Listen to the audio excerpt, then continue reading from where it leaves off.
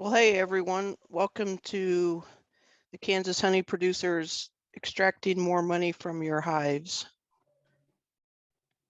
Looks like we have about 40 participants so far.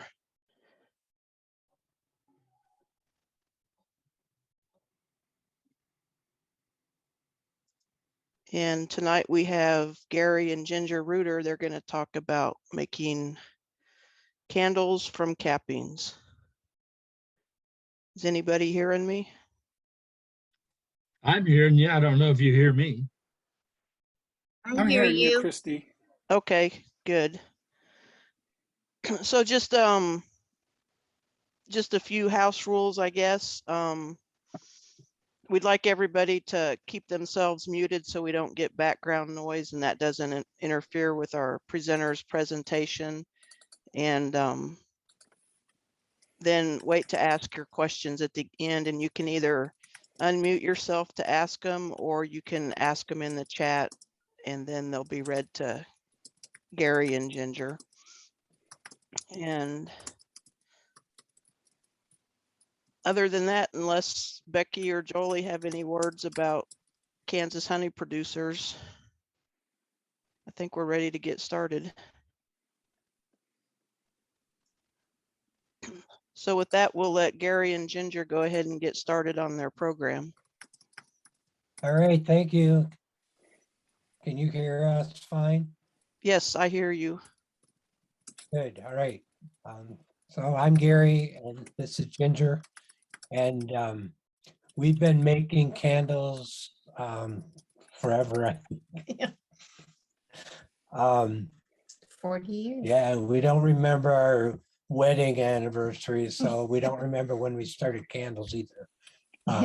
But somewhere around the same time. So so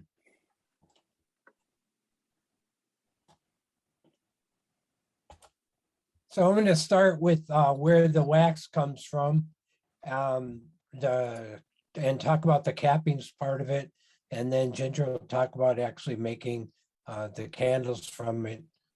But I'm assuming that most of you are beekeepers, and we get a lot of questions about, how do I render my cappings, and so I'm going to talk about that a little bit. We do recommend the beeswax for candles. It makes the nicest candles. It's usually pretty clean, even though it looks white when you cut it off. In most cases, by the time you melt it down, it's more of a yellowish color. And that's just because of the coloring from the honey and the propolis that might be in there, etc. So in general, you're going to see a yellow wax. So whether you uncap by hand, as in this slide here, in this case, it's going down into that bin and we let it drip in a warm room for a number of days so that most of the honey drips out, and you can, of course, strain that honey and use it. There's nothing wrong with it. And then in our case, we have a uncapper, and you can see it drops down into this area here where the wax is melted and it's separated from the honey. And we use the wax from there.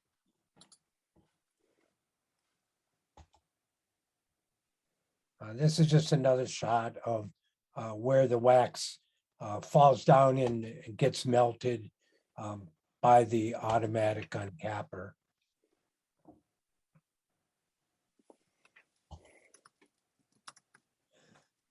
No gray. And so this is an old picture. Yeah. But again, there's two different kinds of uncapping tools. Doesn't matter which one you use. I think you get a little bit more honey comes out with the top one, which is the uncapping plane, than with the bottom one. So I'm going to talk about melting wax, and Ginger's going to talk more about it. But whenever you're melting wax, you should do it in a double boiler. So the outside pan has water in it and the wax is in the pan that's on the inside. You should not melt your wax directly over the heat, because if you get it hot enough, of course, it's gonna burst into flames, and this is not the time we want to be making a candle, right? So I'm going to talk about doing small batches, and if you want to do bigger batches, of course, you do, just do a bigger pot, I guess. But the way that I've done it is to have a double boiler like you see here, the old time coffee can. This has water in it. This is a deep fryer, so you can see it as a temperature control.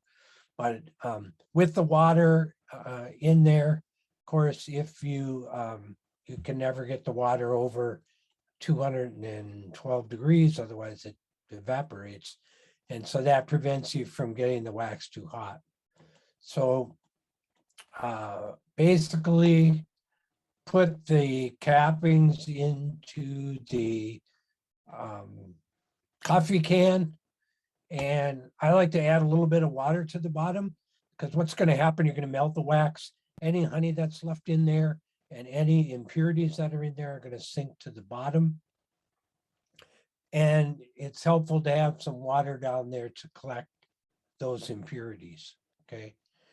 So at some point in time, it's all going to melt, and you might want to stir it to make sure, because the solid cappings will go to the bottom. So even though it's all liquid on top, you want to make sure it's melted all the way through. So have some sort of a long stick that you can stir it with. A skewer or something like that works well. Get it all melted, and then pour it through a strainer. And we use this silk screen material fabric. It's I think it's polyester, but it's a very fine screen. You can get different numbers, so something around 150 would be good. I looked online today, and if on Amazon for like $10, you can get enough that'll last you for the rest of your life. We have pieces of this that, I don't know, it's probably 20 years 20 old, years at least, yeah. because it's really, really tough stuff. And when it gets plugged up, you let it dry, or not dry, but cool down, and you can just peel off whatever wax and impurities are in there. It works really well. So just to hold that screen, we use this sieve. So that it's not there really to strain anything. It's just there to hold that cloth. Okay. Then you pour it, the wax, the water, and everything through that, and it's going to Hey, go in. Gary, can you Sure. speak a little louder? People Oh, are sure. saying they're having a hard time hearing. How's that? Is that better? I think it is. What do Okay. you guys think? Yes. Thanks. All right. So now you're going to pour it through that strainer. So the wax, the water, and everything right through there.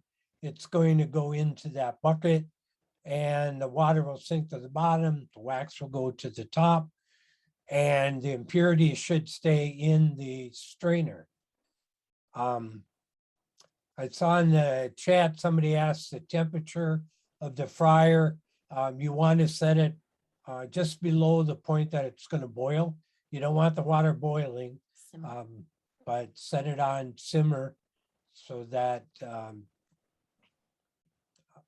it's just below the point where it's going to boil.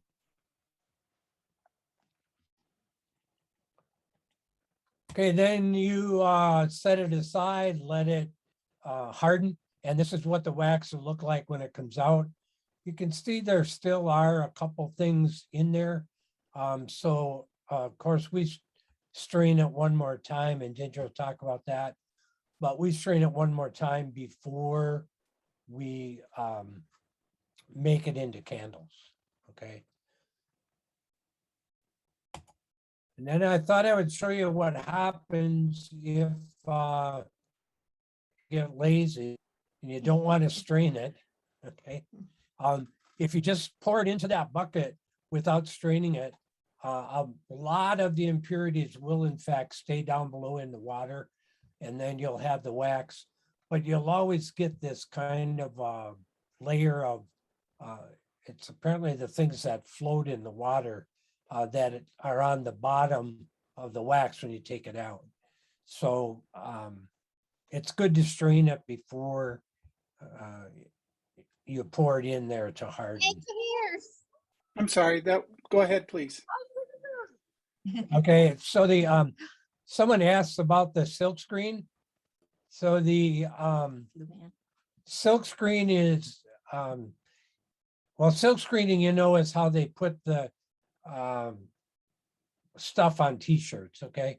So if you look up on the internet for silk screen fabric material, you'll see it. It's a nylon or polyester. Turn it into candles. And it's very, very fine. Now you can use the same stuff, whatever you use for straining your honey, but in general, something that's finer works better. So we found that that works really, really well.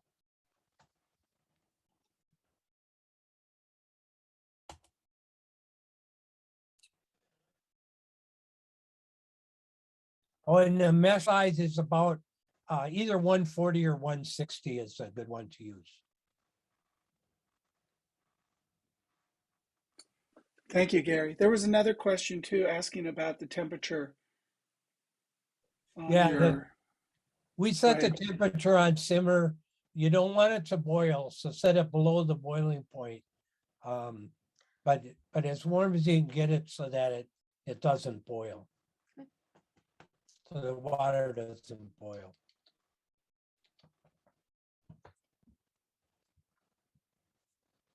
And then this is just heating it up again, getting ready to pour the candles. And Ginger will talk more about that in a little bit. The other thing that you can do when you pour it out is if you strain it a second time, pour it into sheets like this. So it's easier to break up and put in to remelt it when you use it for your candles again.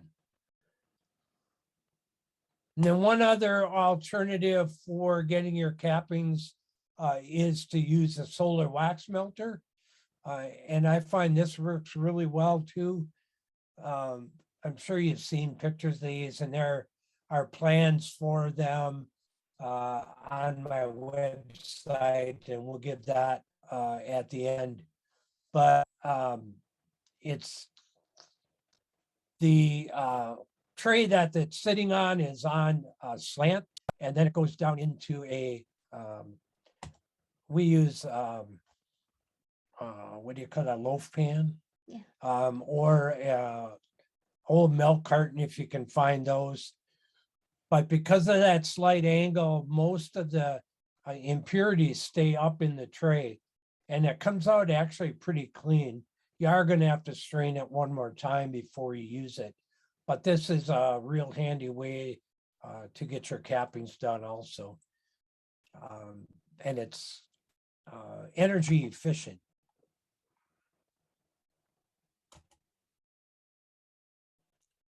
So this picture shows that tray, little loaf pan here. So this is like a cake pan, and there are little holes in the bottom, down right at the bottom edge, so that when the wax melts, it drips down into that tray. And of course, this has to have a glass cover over it. The glass cover is not on there. So any questions on getting your cappings ready? What times of the year are you able to use your solar wax melter? Or when are you not, should I say? Well, up here, we can do it in July. The rest of the year, it's too cold. No, seriously, probably from, oh, I would say May, June, July, August, are pretty good. September, it starts to get fairly cool, so it really depends on the sun and the temperature, but certainly through the summer months, it works. Now, no matter how much sun we get, it'll never get hot enough to melt wax. Is that because of the forest fires and the smoke? Yeah, It's that way for us this year. Sorry, go ahead. all right, anything else? All right, I'm gonna turn it over to Ginger. Hello, everybody. I hope you can hear me. I'm much quieter than Gary. Can you all hear me okay? Yes? Okay. Yes, Apparently not. thank you. Right. All right. So you've picked a good time for us to talk about this because we're right in the middle of doing our once a year order. And this is my setup down here, and I'll let you look at it for a little bit and I'll get back to it. I've done craft shows, I've done farmers markets, I've done a lot of different things, but we've set in the last number of years, we've settled on just one big order that we do this time of year as a fundraiser for the entomology grad students at the Bee Lab at the University of Minnesota. So we do around 1,000 candles, some years more, some years less. And this is how I've set up things so that I can do that many candles in less than a week, hopefully. Sometimes depending on how we feel. And now that Gary's retired, we're kind of stretching it out a little bit. But let me just explain a little bit of how we do things, and I'll let Gary move on. And of course, and he's been through all of this, you know where wax comes from on the bee. It's a cool picture. And we use the cappings only. And we talked about that already. And he talked about this, and hopefully you don't have any questions about that. So we have a nice wax melter that a good friend of ours built for us. And before you ask, no, he's not going to build one for you. He won't do that anymore. Was a pipe fitter. So it's a water jacketed wax melter, and you can buy these. They're available from most bee suppliers that I've seen online. So they're out there. They're really very handy. So there's a place where you can pour in water to keep the jacket up. It's got two holes here with pipes. For the top hole is where we put the pipe to take out the wax. The bottom hole is to take out the sediment that is going to fall to the bottom. So when we're all done with this process, hopefully Saturday this week, that will all be taken out, and and it won't be good for candles, obviously, but that top one is what we use for candles. And it just has a typical immersion heater. Thank you. That you can get online. And we do this in our basement. We live in northern Wisconsin, and it's a little cold right now. Which is fine for me, that's fine. But we keep everything well insulated down there. All of our heating products. We keep it well insulated. So we've got a little bit of styrofoam there on top, and that's where we put the wax in. Okay. And you can see here where this is an old cabinet that we keep this down there the whole time. And that's what I recommend if you're going to move on to doing candles as a sideline with your business. I'd recommend that you have some kind of area that you can just keep dedicated to this. So you don't have to do it in your kitchen and clean it up every single night before you make dinner. I don't care about what kind of a mess I make. You can see spots all over the concrete floor. This is an old cabinet system that we got that was being thrown away. And we spill all over it. It just happens. Okay. We also have Gary talked about the double boiler system. And so this is my double boiler system. It's again, an insulated tank that was made for us by our friend. And those pipes that you see that are running through it are not conducting anything. They're just to hold up the pots that we use. So we use a variety of different pots. I make, for this particular sale, I make natural and red and green because it's just before Christmas. So I have spaces for 6 different pots in this system. I fill it with water. Again, there's an immersion heater. And there's a way to drain this out and clean it when we're all done. Okay. I also have some racks here that I use to hold different figurine molds. And you can see this is just cheap wood that we've used. Although I don't know that wood's cheap at all anymore, if there is such a thing, but this was cheap wood at the time that he made it. So these slots that you see there are to put the wick in at the bottom so that these molds sit flat. Okay.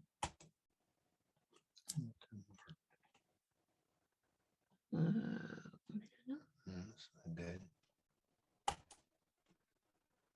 All right, so we're going to talk a little candle making, and maybe you all know how to make candles, but I'll just go through it. This is a taper mold, and all molds, taper molds or figurine molds, all candle molds are actually upside down. So when you're making them, you're actually, the top of the candle is at the bottom of the mold. And what? Okay, they're upside down. All right, so the first thing you want to do is I like to spray my molds with silicone spray. Now you can see in the, and I hope there's not a vendor here that is going to be upset about this, but I just use, they have candle release mold, or candle release spray. And this is just silicone spray. It's much cheaper. You can get it at the hardware store. It's called Liquid Wrench, I think. Yeah, there's one of them. There's other brands. Yeah, the various brands. So I just spray a little bit in it at the very beginning of the whole episode of this whole week. I spray all the molds with that. And to get it in the taper molds especially, I use a gun cleaner to get that up and down, you know, get it well distributed. Otherwise, it's just going to pool down at the bottom. And for these taper molds, I only do it one time, and that's all you really need. And I'm not even sure you need it the one time. But for the figurine molds, you might have to do it a little more often, depending on how complicated the design is. Okay, and to be specific here, I only use polyurethane molds. I don't use plastic or metal, and I don't do the glass container molds. I mean, or, where you pour the wax in. And I know those are very popular. I'm not all that, I'm kind of familiar with them, but don't ask me any questions about them because I don't do those. This is what I do. Okay, so we're at the gun cleaner. Yeah, I spray the mold one time and it lasts the whole week. Okay. All right, now I use a very thin wire. And what is that wire called? It's the wire that we used for foundation, for wiring foundation. Yeah, but whatever really thin wire you can use, you don't need to buy their special, needle that they sell. I just, I have a spool of that because they break from time to time. I just bend it at one end and make it long enough to make sure it goes through the mold. And then I, catch the wick at the end there to pull it through. That's how I thread a wick. And sometimes I have to use the pliers to pull it through so it doesn't hurt my hand if it's kind of tough. The newer molds, if it could be tough at the bottom, the hole could be really, really small. Am I answering questions? I'm not really looking at it. I don't do essential oils, and I'll get into the coloring in a minute. And this is a figurine mold. I do the same thing. A lot of figurine molds are going to be cut on the side. So you want to make sure that you open that up when you get it from the store. Rubber band. Oh, and it'll come with a rubber band. If it doesn't, make sure you put a rubber band around it. As they age, these figurine molds don't last quite as long as the taper molds.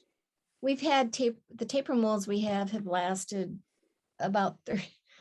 I mean, they could be 30 or 40 years old for all I know. We've had them a long, long time. But the figurine molds can wear out just from having to open them up to pull out the figurines over time.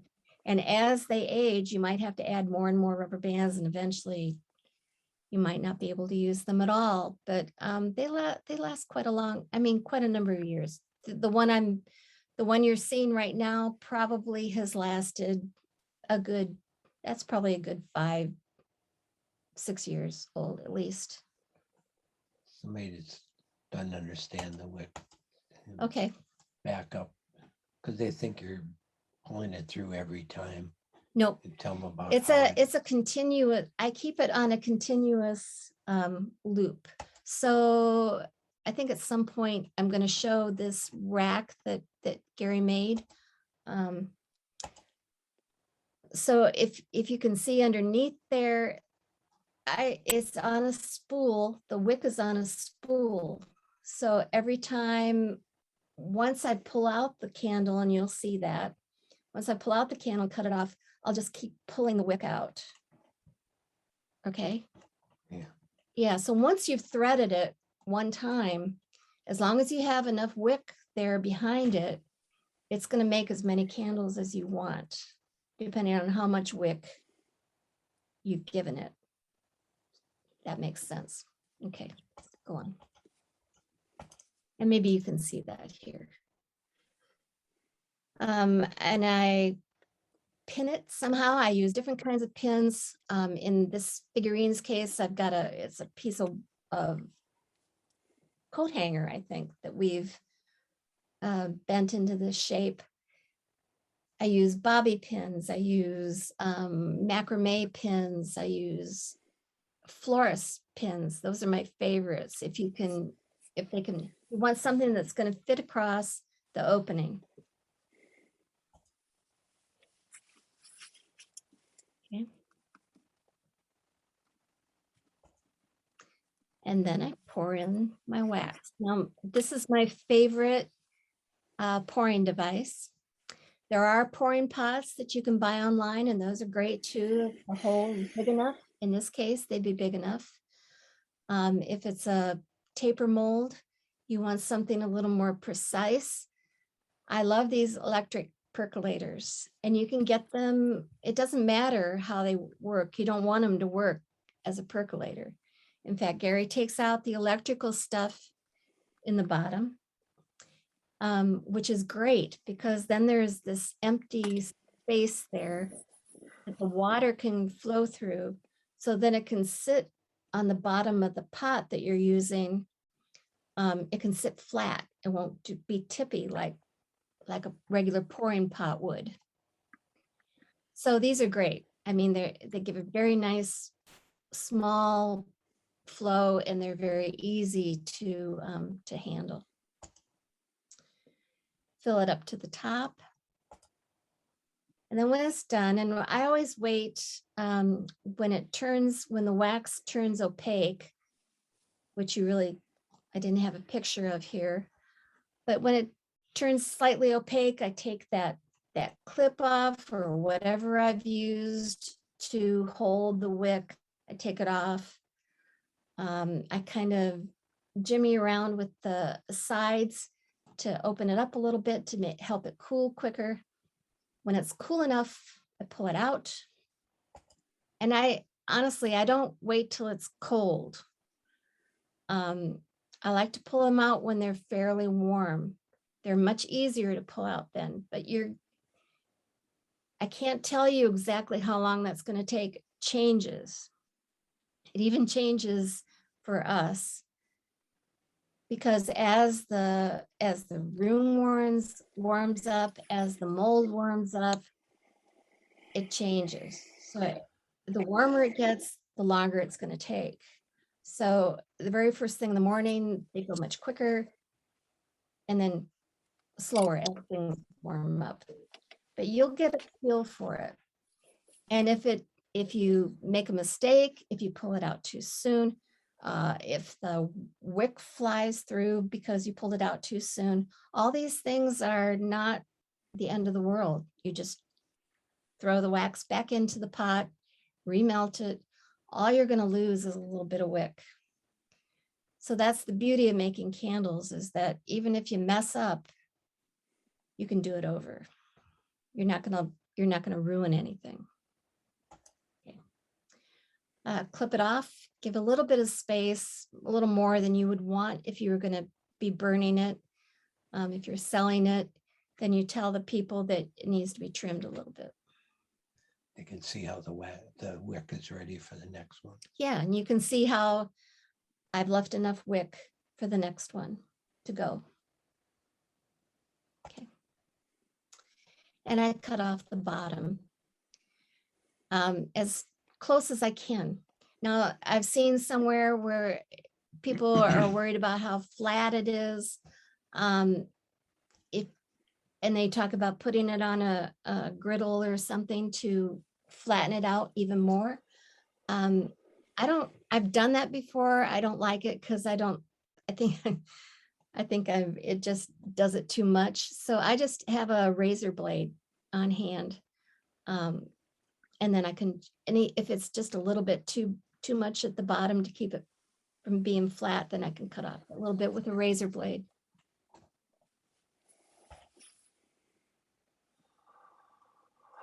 And this just shows the different figurines that I've made over the years. The corn cob's kind of fun. I don't think those are available anymore. The poinsettia that you see, Skipped one, sorry. That's okay.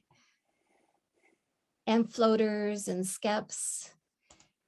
That holly that you see is kind of fun to make, actually. It looks complicated, but I can pour a little bit of red in the way it's situated. I can pour a little bit of red where the what you call it? What do you call those? Whatever they are, Berries. berries. And then, but you can't let them get too cold, otherwise it'll separate. So as soon as they turn opaque, I pour the green for the leaves. Turns out pretty nice, usually. Hopefully. So those are mostly floaters. We like to get big bulk orders of wick. And I can tell you right now that I just ordered some wick, and they're pretty low on supplies, like a lot of things. So if you're gonna, I mean, know that you might have a back order. And then he uses some kind, you can explain this, how you do this. It's just a little electric motor that goes kind of slow, that I can rewind it on to these other spools. And you'll see coming up why we wind it on to a different spool. And just looking at the, don't dip the tips of the wick. I'm trying to do, I'm doing 1,000 or more candles here. I'm doing things quickly. I mean, that's something you can do. I don't think it's necessary, but I don't do that. All right, so this is a pretty nifty little rack thing that Gary made for me for the tapers. It's on a Lazy Susan. And all these little spools are inside here. They've all been filled with wick. And they come out the sides. And can you see that? Probably not, huh?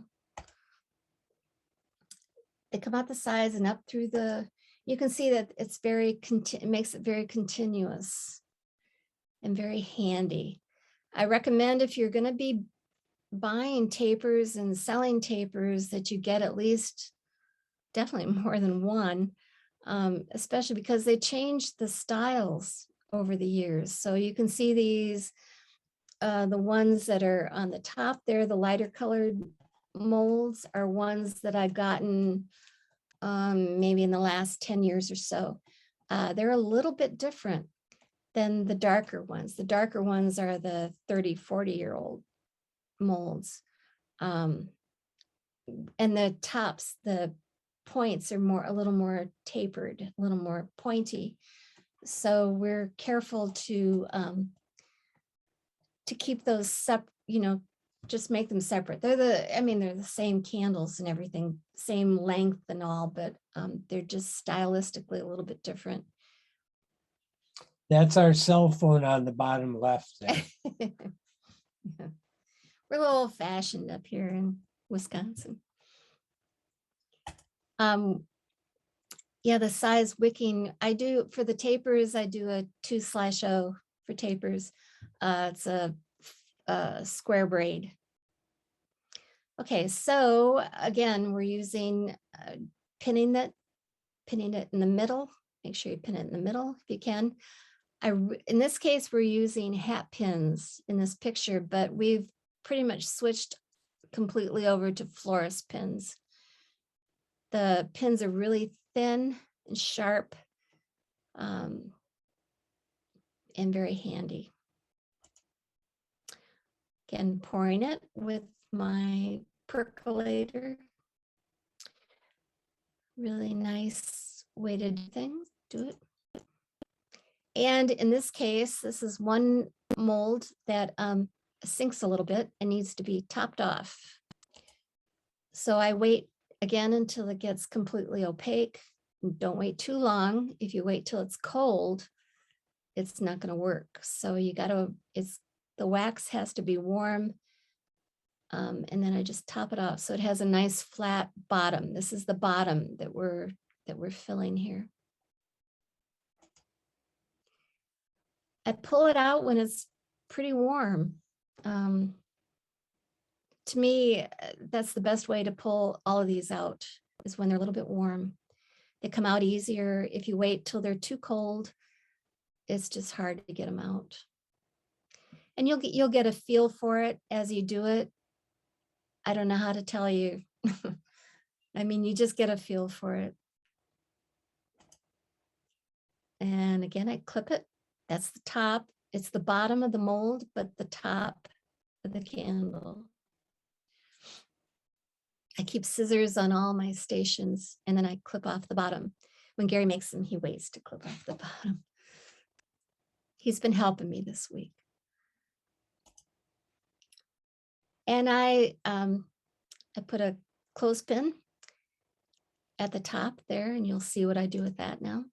So we have these racks that Gary made. That's a pipe. Those pipes are not for anything other than this. I mean, some of the pipes are for real things, but the pipes that we're hanging from are just for this.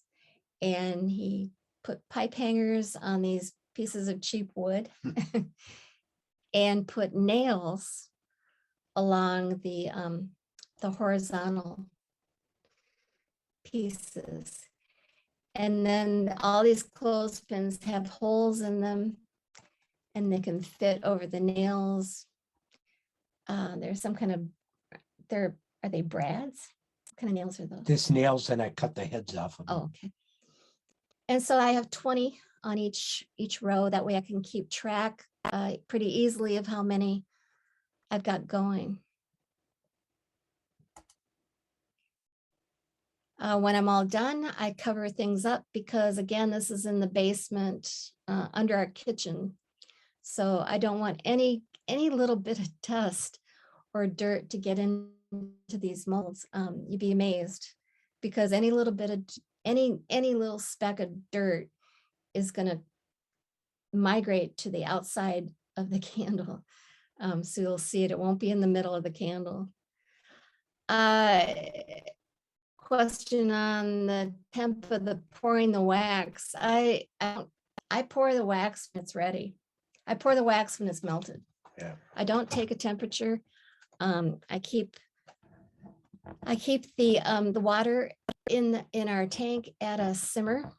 I never let it I never let it boil because I don't want any water to get into the wax. That's a really bad thing if you get any water into the wax. So it's just a nice simmer and it takes a while. When I get up in the morning, when we're doing this, I like to go at it pretty much all day. We get up in the morning and I turn on the tank. By the time we're done with breakfast and coffee and reading the paper and whatever, then it's pretty much ready to go. And as soon as the wax is melted, even if it's not all melted, as soon as there's enough melted for me to pour, that's when I pour.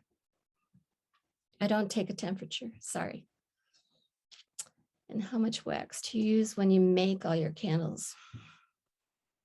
Yeah. This year, I think we're probably going to use close to 200 pounds of wax for this order. And it's less than 1,000 candles. Yeah. Yeah, this year. Again, talking about the double boiler, got to use the double boiler system. I use, if I'm only going to do a couple candles or, which happens, I use what's Presto makes. It's not a deep fryer alone. It's a, I'm trying to remember the name of it now. Some kind of kettle. Anyway, it's a multi-purpose cooker and it looks like a deep fryer. But the key is that it has a temperature control. So a regular Fry Baby or slow cooker don't have temperature control specifically. So that's what you want. You want something with a temperature control. So if you can go to the next one, Gary.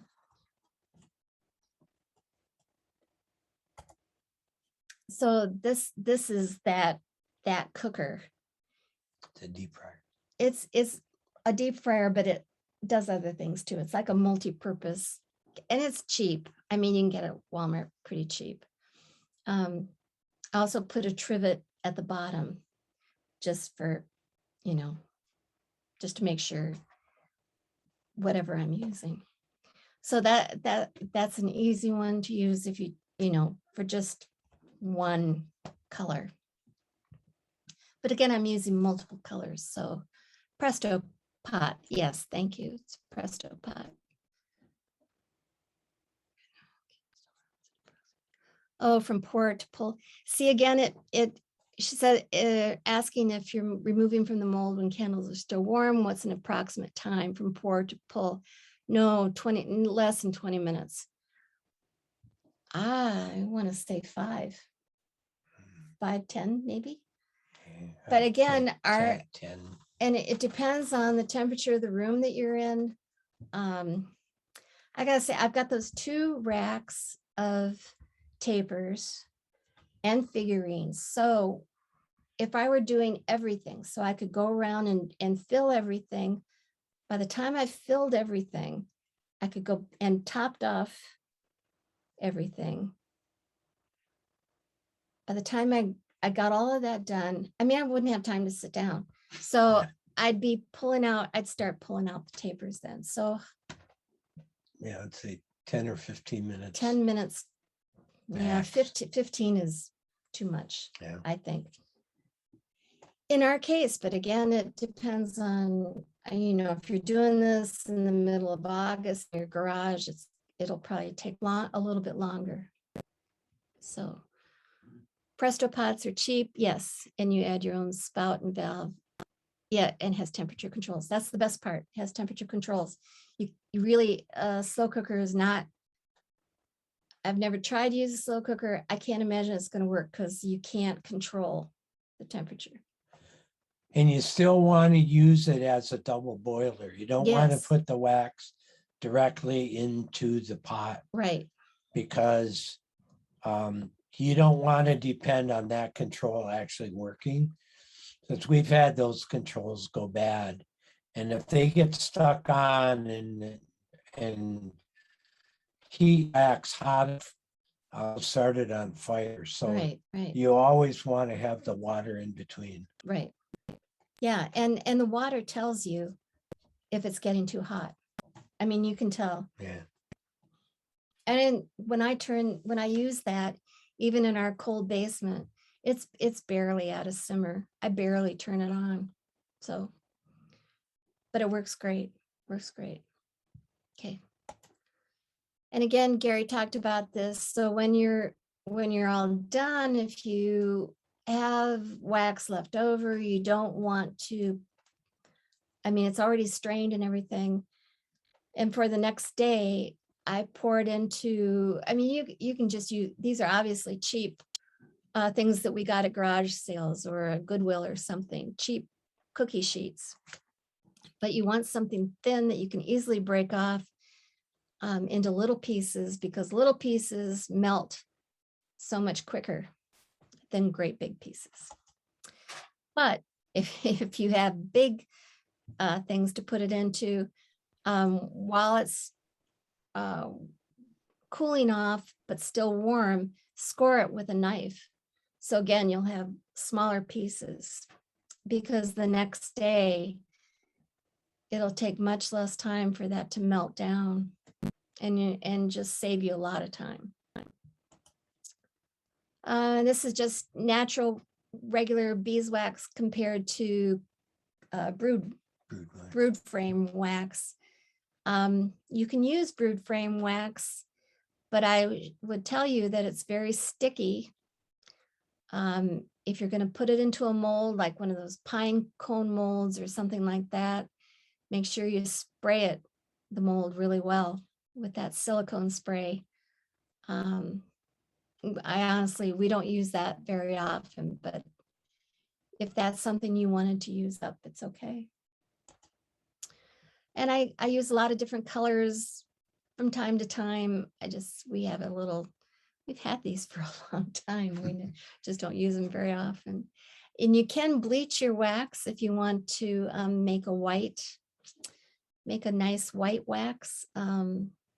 We've done that before too. It doesn't really, it takes some of the smell away, I think. It takes the nice smell of beeswax away.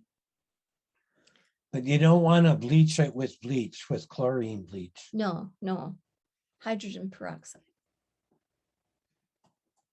Okay. So we're back to my setup. So the thing I guess I want to mention about this is it's kind of set up for one person. Sorry. So it's kind of efficient for me.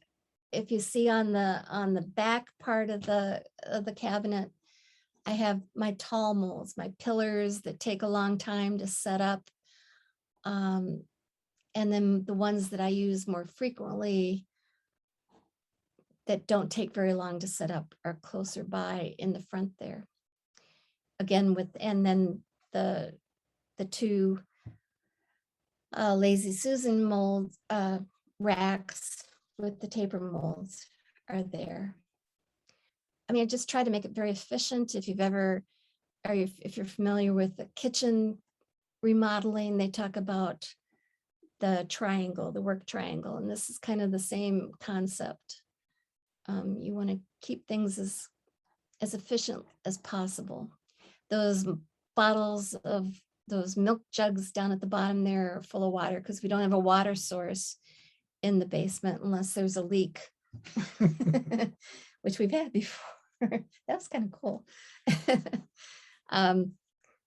To make sure that you keep your water level good, because you don't want to expose your immersion heater. You want your immersion heaters always to be underwater. Good, talk about color.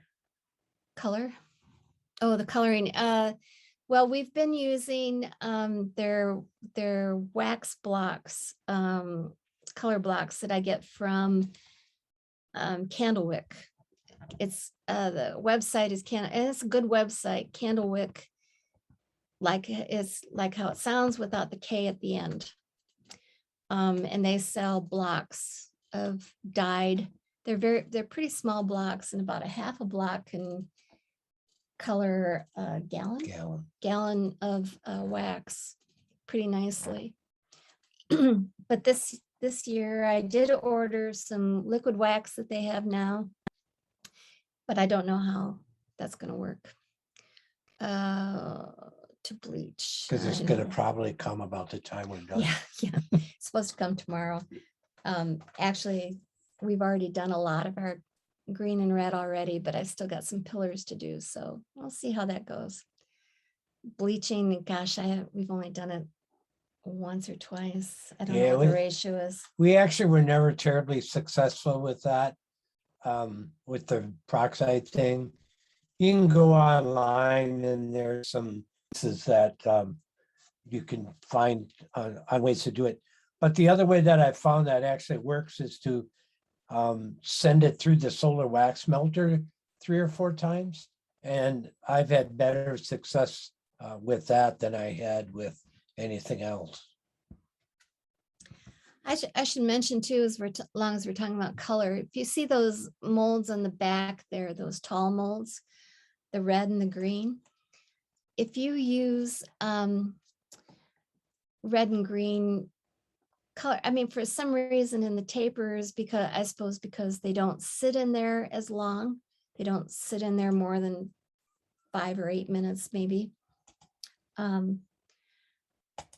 But in the taller molds, they can sit in there for a couple hours, you know, or depending on what you're doing. But the dye seems to leach into the mold. So I've kind of decided to designate those pillar molds for either red or green or natural. They don't necessarily, I mean, they will affect the color of, so say that dark green one, if I were to pour natural wax in there and wanted a natural candle, the very first one that comes out is going to have a little green on it. So, and it's a lot of wax to have to remelt and do again. So, I mean, maybe by the second or third, maybe the third, it'll be natural. But I just decided it wasn't worth dealing with that. It was a big waste of time and wax.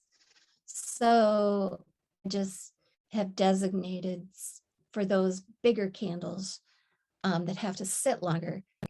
I've designated those as that one I only do green and that one I only do red and that one I only do natural in. So for purchasing your molds, I've been getting most of my molds from Man Lake. I mean, they keep changing up their formula for the silicone, for what they make the molds out of. So they're different all the time. So far, they've been fine. The tapers I used to always get from Candlewick, but I'm not sure that they sell those tapers anymore. Yeah. I didn't notice them last time I was on the website. So I don't know what to tell you about the taper molds.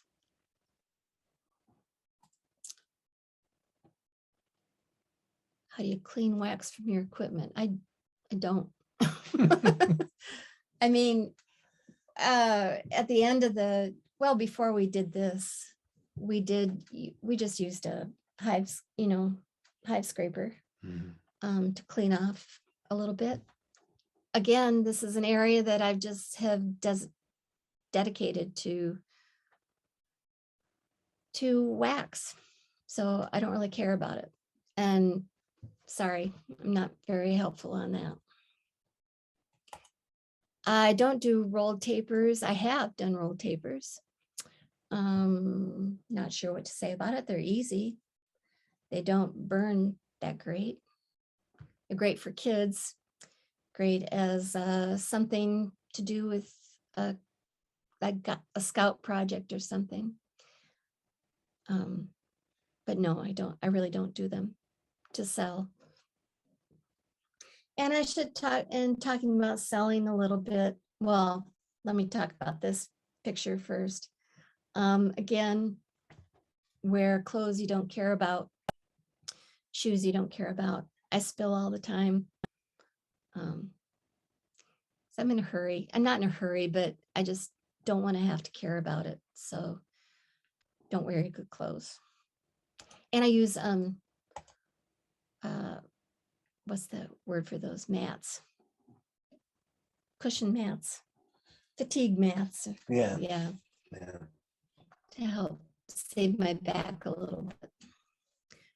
All right, so where was I going to talk about? Oh, yeah, go to the next one. They can read that while I talk about this. So just a little bit about marketing.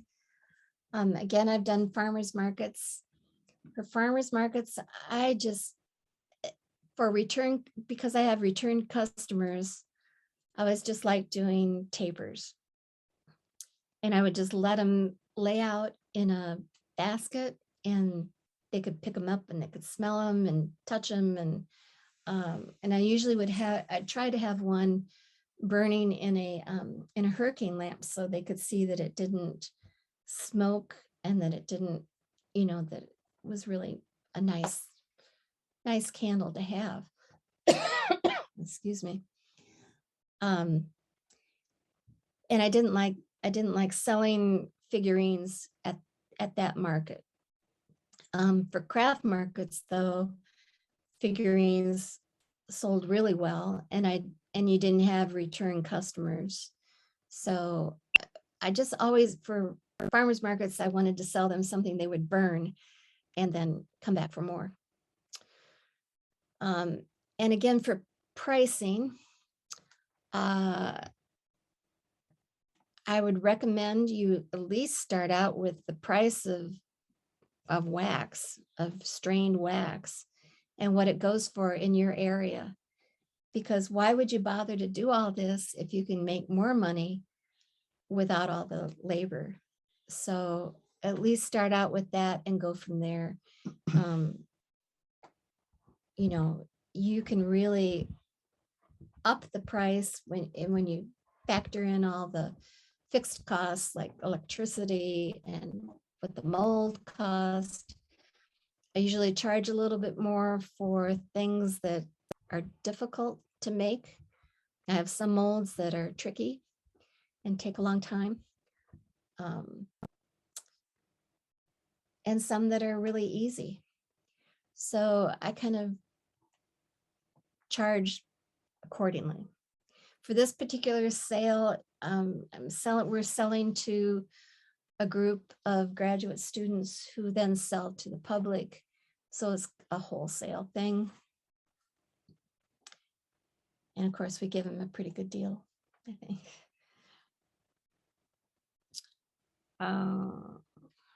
Okay, I think I've answered most of the questions. Let me move on. Move on.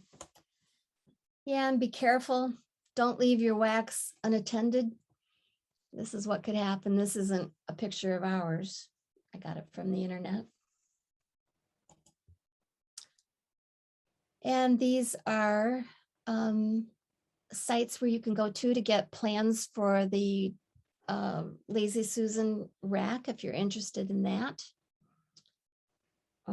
Other things on there? What's on there? What else is on there?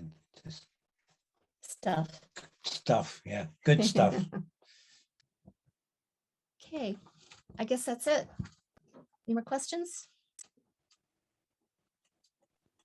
It's 25 more slides. Dipping.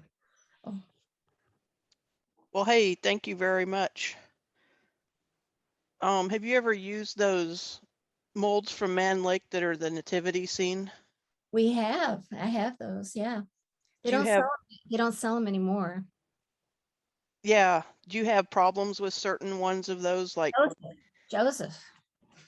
yeah, his head. Joseph's head always comes off. Yeah. So do you have any tips or tricks for that mold? No. Do you? Just pull it out earlier than normal. Or It later. kind of Yeah. seems like if I let it sit too long, it pops his head off every Oh. time. Yeah. When I was in junior high, I was into making plaster of Paris molds. And I had a nativity set for that also. And it was the same problem with that, with Joseph's head. So I think somewhere along the line, Joseph just has a weak neck. Who knew? Yeah, who would have thought? Well, if anybody else has any questions, feel free to unmute yourself and ask them out. But that was an awesome presentation. Thanks, Christy. Nice to see you. We haven't seen you for so long. It's been a while. Yeah. I'd just like to say thank you. I'm from North Carolina, so we don't have the cold, nor do we have basements either. But I just want to say thank you for opening this up. I'm not in Kansas, Wisconsin, Minnesota. We have a very, very large beekeeping community here in North Carolina, and we're always looking for more information because I think as members of a community like beekeepers, we can always learn. So I just want to say thank you for allowing me to join. I learned lots. I was the person that I was asking about the dyes and the ratios and the, so that was me. So I just want to say thank you very much. I really enjoyed it. Thank you. Thank you. Thank you, Gary and Ginger. This was great. We're at a craft show tonight, and Cecil dipped candles all this week and last week, and we haven't sold a single one, and no one's even hardly looked at them. Oh no. So Oh, we're I loved kinda it. like, I loved those. I love dip candles. And I saw your picture. It was so pretty. yeah. So anyway, he's standing in front of them now. Ginger, I've never thought of doing, actually having a hurricane lamp there and having a candle burning. Jolie, try that tomorrow. I think that would be a phenomenal idea if they'd let you do it, because honestly, Yeah, that's what I was wondering, if they'd let me do it. I'd have to. next thing would be, oh, look, we've started a fire. No, That fire picture, like, just wanted to know if that was your house. Oh, yeah, not their house. That's If anyway. that was. So my husband, who used to be a fireman, has almost burned our garage down making candles. So don't ever walk away. That was very good advice. Thank you. Thank you. I wanted to say thank you, Ginger and Gary. This is Marty. I'm from Wisconsin also. I'm actually was born in Rice Lake there. And I Oh, was lived in Clear Lake and everything else. So I've been up that whole Indian Head country for a long time. So oh, good. Nice. but yeah. Thank you. Yeah, the hurricane thing lamp was mostly because I started that because I wanted to show it burning and not dripping. But because I was outside and I didn't want the wind to be affecting it, that's why I used the hurricane lamp. But it also showed that it didn't smoke up the inside of the lamp. So, I mean, it was really helpful, I think.